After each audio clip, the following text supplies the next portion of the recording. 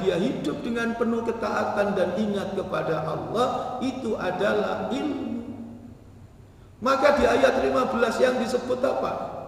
Walaqad ataina Dawuda wa Sulaimana ilma. Sungguh saya telah berikan kepada Dawud dan Sulaiman ilmu. Sebab ilmu inilah yang terus mengantarkan derajat tinggi.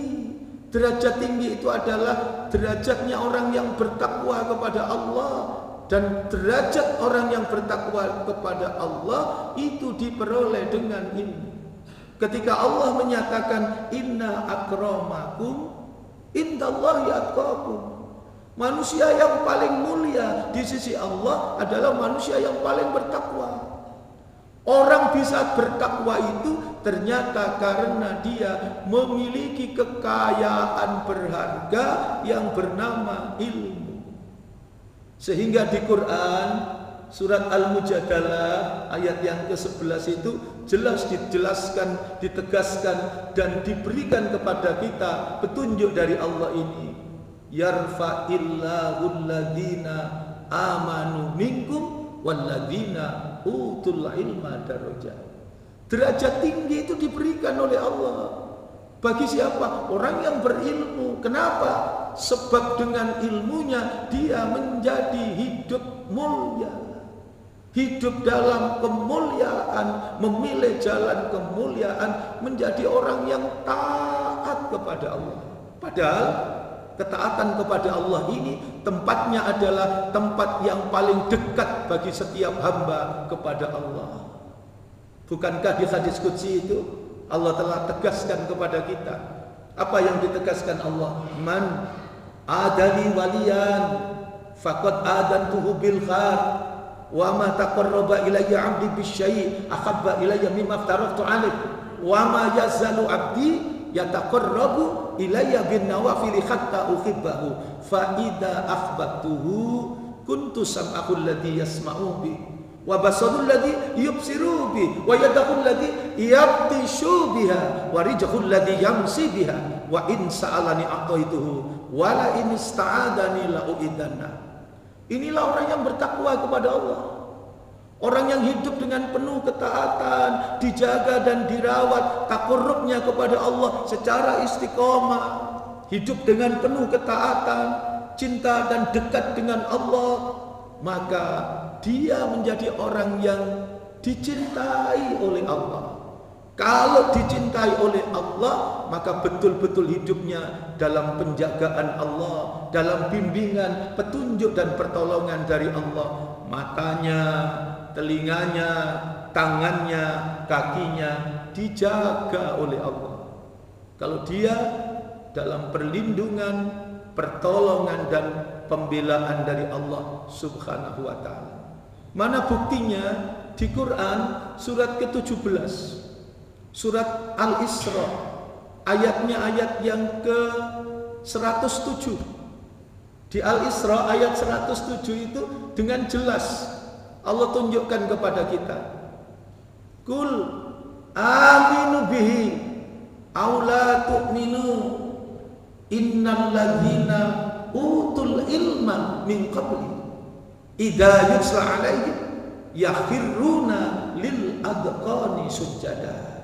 Sampaikan Muhammad, hiduplah dengan Al-Quran, hiduplah dengan petunjuknya Allah, ikuti petunjuknya Allah. Aula tu'minu, atau terserah, silakan. Kalian mau tidak beriman, kalian mau hidup suka-suka, semau kalian. Aminu bihi aula tu'minu, beriman dengan petunjuknya Allah, ikut petunjuknya Allah, atau tidak ikut petunjuk yang diberikan oleh Allah, sama saja bagi Allah. Bahasa lainnya, tidak ada pengaruhnya bagi Allah. Tetapi Allah di lanjutan ayat itu mengingatkan dan membimbing kepada kita, sesungguhnya innalladzina utul ilma, orang-orang yang diberikan tetesan-tetesan hikmah ilmu oleh Allah. Apa cirinya? Dia menjadi orang yang bertakwa kepada Allah. Idza yutsla alaihim apabila dibacakan ayat-ayat Allah, sikapnya cuma satu. Apa sikapnya? Yakhiruna lil adqani sujada. Mereka taat, mereka tunduk, mereka sujud, mereka memilih jalan kemuliaan menjadi orang yang bertakwa kepada Allah. Karena itu disinilah Allah tunjukkan ayat 16 dari surat ke-27 surat An-Naml tadi, wa warisa Sulaimanu Daud, mewarisi Nabi Sulaiman dari Nabi Daud, dari ayahandanya Daud. Ternyata Nabi Daud sukses. Yang diwariskan, maaf, bukan hanya harta, bukan hanya kerajaan, kekuasaan, tapi yang diwariskan kepada Sulaiman, Sulaiman tumbuh menjadi anak yang soleh, dididik, diajarkan, ditanamkan dan diwariskan keteguhan keyakinan kepada Allah, kekaguman akan kebesaran Allah.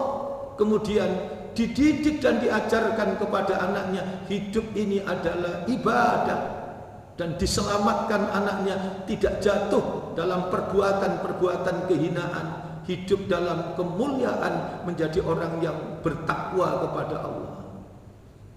Sehingga itulah warisan yang paling berharga.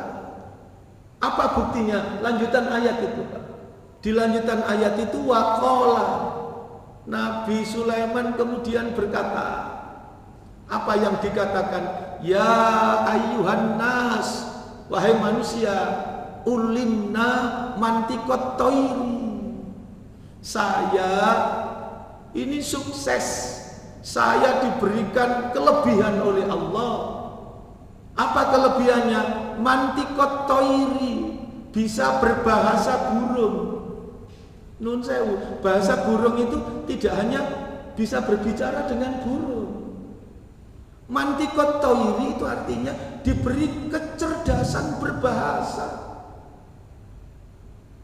kemampuan berkomunikasi yang sempurna, sehingga Nabi Sulaiman tidak kesulitan memimpin kerajaan yang luas, diberi harta berlimpah, tidak lupa diri dan lupa daratan, tidak tampil dengan arogansi, kesombongan, angkuh, kata-kata yang kasar. Nabi Sulaiman sukses, diwarisi sesuatu yang sangat berharga, yaitu iman dan takwa. Terbukti dalam kehidupan. Apa indikator yang utama? Nabi Sulaiman diberikan mantikot toiri, kemampuan berbahasa burung, berkomunikasi itu sedemikian penting. Nabi Sulaiman bisa membahasakan apa saja, di level mana saja. Itu keistimewaan yang diberikan oleh Allah yang tidak diberikan kepada yang lain. Maka di situ ditegaskan, ulimna mantikot toiri wa utina min kulli syai' inna hadza lahuwal fadlul mubin. Setelah ulimna mantikot toiri wa utina min kulli syai', saya diberi segala sesuatu dan sungguh ini adalah karunia yang nyata. Apa yang tidak diberikan oleh Allah kepada Nabi Sulaiman? Tapi semua yang diberikan oleh Allah menjadikan Nabi Sulaiman selalu bersyukur kepada Allah, hidup dalam ketaatan, selalu ingat kepada Allah atas segala nikmat yang diberikan. Perwujudannya, Nabi Sulaiman bisa berkomunikasi dengan sempurna. Maka kalau panjenengan pirsani tadi, Quran surat keempat, surat An-Nisa ayat 9, Allah ketika mengingatkan bagaimana supaya anak-anak kita tumbuh menjadi anak yang solih, wariskan dua hal. Pertama, bertakwa kepada Allah. Yang kedua apa? Wal yaqulu qaulan sadida. Hendaknya setiap kita itu berkata dengan qaulan sadida. Qaulan sadida itu perkataan yang benar. Inilah warisan yang berharga yang kita berikan kepada anak dan keturunan kita. Apa? Kejujuran, kredibel, terpercaya. Nabi itu bisa melewati masa-masa sulit dakwah dan kemudian sukses. Kenapa? Setiap mata memandang Nabi adalah memandang menjadi orang yang sungguh mulia karena bisa dipercaya, tidak diragukan. Sementara ada yang diberi kekuasaan tidak mampu memimpin. Kenapa? Sebab tidak dipercaya, tidak kredibel. Yang diomongkan tidak sesuai, tidak satunya kata dan perbuatan. Ada split personality, ada ada kepribadian ganda. Yang diomongkan berbeda dengan yang dipraktekkan. Yang dijanjikan berbeda dengan kenyataan. Nabi terpercaya, dan itu adalah jika ingin anak-anak kita tumbuh menjadi anak yang soleh, warisan yang paling berharga. Yang kedua adalah apa? Qaulan sadida. Begitu Allah memberikan petunjuk. Seindah-indahnya perkataan itu adalah kebenaran. Jauh dari kebohongan, jauh dari kelicikan, jauh dari tipu muslihat. Seindah-indahnya kata adalah kebenaran, dan itu adalah warisan berharga yang dibimbingkan oleh Allah supaya anak-anak kita selamat dari kelemahan dan kemudian tumbuh menjadi anak-anak yang solih sebagaimana suksesnya Nabi Sulaiman. Dididik oleh ayahandanya Nabi Daud, tumbuh menjadi orang yang solih, akhirnya terpilih juga menjadi nabi dan rasul. Ini Pak, yang tadi Nabi Sulaiman diantaranya diberikan kemampuan apa? Ulimna mantiqat thairi. Di Quran itu ada 6. Betapa itu dimiliki oleh Nabi Sulaiman. 1, Nabi Sulaiman kata-katanya lembut, sehingga di Quran itu ini komunikasi yang luar biasa. Kata-katanya lembut. Di Quran ada yang namanya qaulan layyina. Ada lagi ketika orang melakukan keburukan kepada kita dan tidak kita balas dengan keburukan, meskipun dengan kata-kata. Kata-kata kita masih terukur, nalar daya pikir, akal pikiran sehatnya berjalan, sehingga keburukan, kata-kata yang buruk tidak dibalas dengan keburukan. Maka itu di Quran disebut dengan qaulam mansura. Nabi Sulaiman selain itu diberikan keistimewaan berbahasa burung itu, diberikan kecerdasan berkomunikasi, berbahasa. Ada lagi namanya qaulan balighon. Apa qaulan balighon itu? Kata-kata yang menyentuh, merasuk, mempengaruhi. Masa orang yang sudah tidak terkendali dengan kekuatan kecerdasan berkomunikasi, maka semua bisa dikendalikan. Kata-katanya tetesan-tetesan yang menyejukkan di tengah panasnya situasi. Itu namanya qaulan balighon. Kata-kata yang betul-betul merasuk ke dalam jiwa. Selain 3 itu, ada yang tidak kalah pentingnya, karena 1 tadi yang utama adalah qaulan sadida, perkataan yang benar. Selain qaulan sadida, ada lagi yang namanya qaulan ma'rufa. Qaulan ma'rufa itu berkata yang baik. Ma'ruf itu ada banyak kata, ada khair, ada macam-macam kalimat yang di Quran itu menjadi kata baik. Tapi ada yang namanya qaulan ma'rufa. Bahkan di Quran itu disebut 5 kali kata-kata qaulan ma'rufa. 1, qaulan ma'rufa itu dimaknai ketika kita berkaitan dengan harta anak yatim. Maka di situ ada qaulan ma'rufa. Bagaimana kita berperilaku baik terhadap hartanya anak yatim. Tidak bisa anak yang belum dewasa itu kemudian diserai harta sekian banyak, bisa-bisa hartanya habis. Maka di dalam perwalian pamannya atau siapa, harta dikelola dengan ma'ruf, nanti pada saatnya diserahkan, pada saatnya itu ma'ruf. Nah, ini hartamu, asal tidak dimakan harta anak yatim. Ditunjukkan, ini hartamu sekian, dikelola sekian, diambil sama paman sekian, tidak mengambil hartamu. Ini bagian dari pengembangan dan seterusnya. Yang kedua, ma'ruf itu langsung persoalan dengan berkata-kata dengan anak yatim. Hati-hati, pilihkan kata ma'ruf. Itu ma'ruf. Ada lagi, ma'ruf itu kaitannya dengan infak. Ma'ruf yang keempat itu kaitannya dengan ketentuan-ketentuan bersama istri Nabi. Dan yang terakhir itu kaitannya dengan khitbah, dengan melamar, itu disebut dengan qaulan ma'rufa. Selain itu semua ada namanya qaulan sadida, qaulan ma'rufa, ada qaulan layyina, ada qaulan baligha, ada qaulan mansyura. Ada satu yang tidak kalah pentingnya dan itu betul ditunjukkan sebagai anak yang soleh. Apa itu? Qaulan karima. Qaulan karima itu kata-kata yang mulia. Kata-kata yang mulia itu berkaitan dengan orang tua. Tidak jarang, maka dipilihkan oleh Allah kalimat yang luar biasa, qaulan karima. Dan itu terbukti panjenengan pirsani Quran surat ke-27, surat An-Naml ayat 19. Ada doa yang diajarkan oleh Allah lewat kisah Nabi Sulaiman ini. Nabi Sulaiman berdoa, Rabbi auzi'ni an askura nikmatakallati an'amta alayya wa ala walidayya. Bersyukur kepada Allah dan bersyukur kepada kedua orang tua.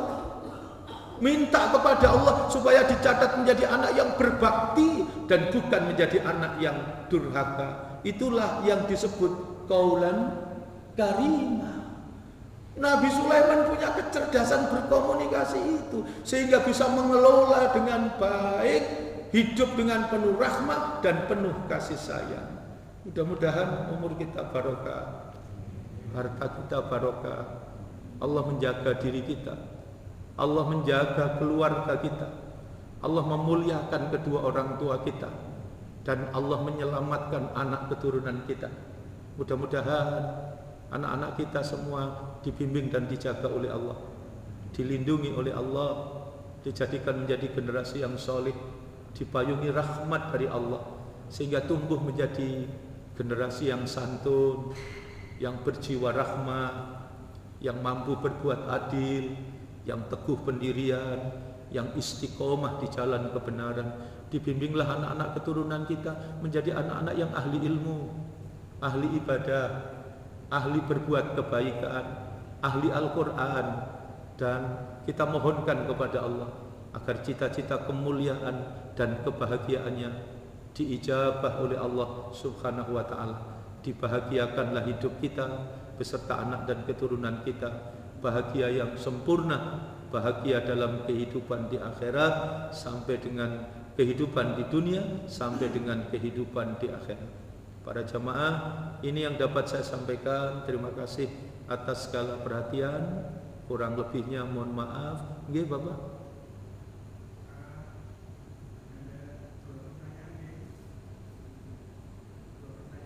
Oh, nggih, monggo.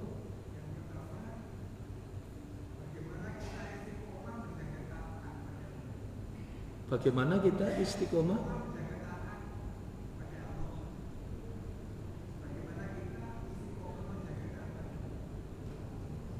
Oh gitu.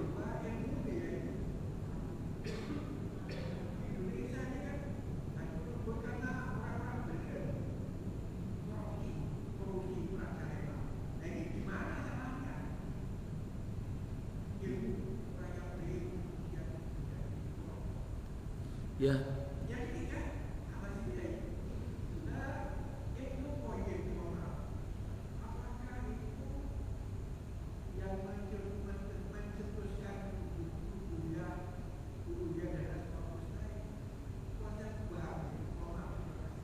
Ya, yang ketiga kurang jelas, Pak.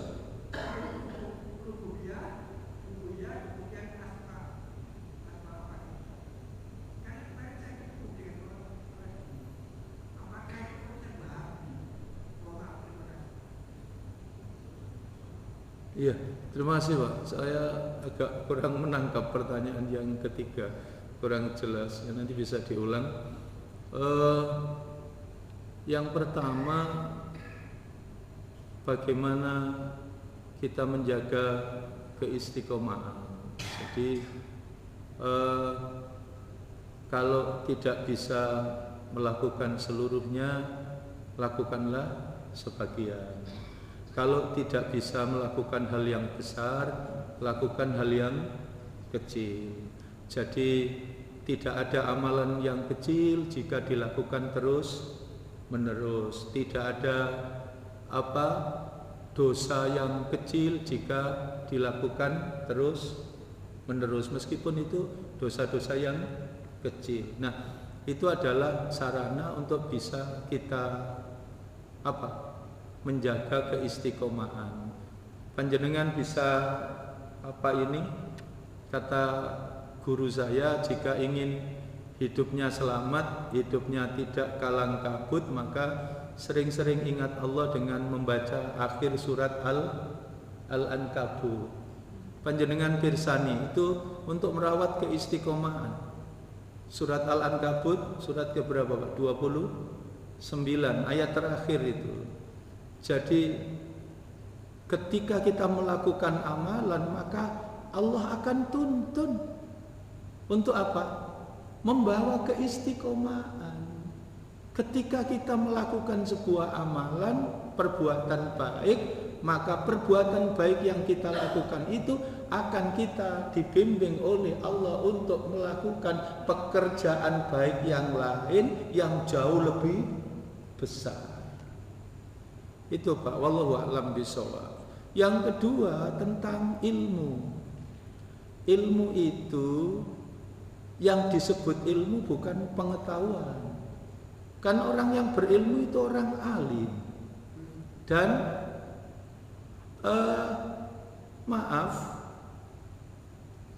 di surat ke-100 apa itu Pak? Surat ke-100 itu kan surat Al-Adiyat. Wal adiyati dhabha fal muriyati qadha fal mughirati subha fa asarna bihi naq'a fa wasatna bihi jam'a. Ketika Allah mengingatkan keterlaluannya manusia, tidak mau taat kepada Allah, innal insana li rabbihi lakanud fa innahu ala dzalika lasyahid fa innahu li hubbil khairi lasyadid. Manusia itu sadar dengan keingkarannya, sebab yang menjadi fokus perhatian dalam hidup yang dianggap penting dan berharga itu hanya dunia.